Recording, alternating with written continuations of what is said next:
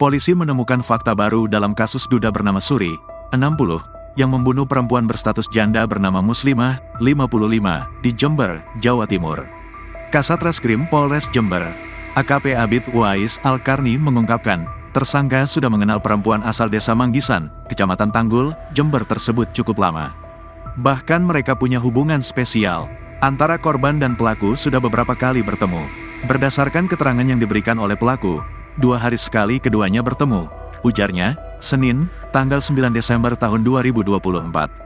Menurutnya, setiap kali mereka melakukan pertemuan, duda asal desa Patemon, Kecamatan Tanggul ini selalu memberikan uang kepada korban. Setiap ketemuan, pelaku selalu memberi uang kepada korban, mulai dari 100.000 hingga 200.000 rupiah, ucap Abid.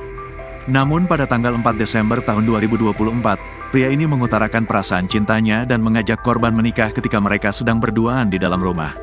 Ajakan pelaku ini ditolak oleh korban, sehingga membuat pelaku sakit hati. Karena jengkel, pelaku mengambil kapak yang ada di lemari dan digunakan untuk memukul korban, ungkapnya. Abid menjelaskan, pelaku mencoba menutupi kepala korban menggunakan bantal.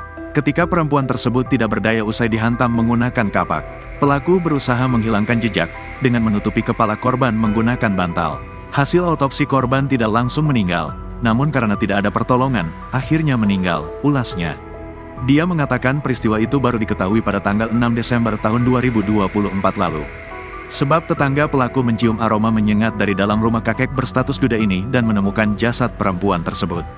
Pelaku sendiri berhasil kami amankan pada hari yang sama, setelah mendapat keterangan sejumlah saksi di lokasi kejadian, sambung Abid.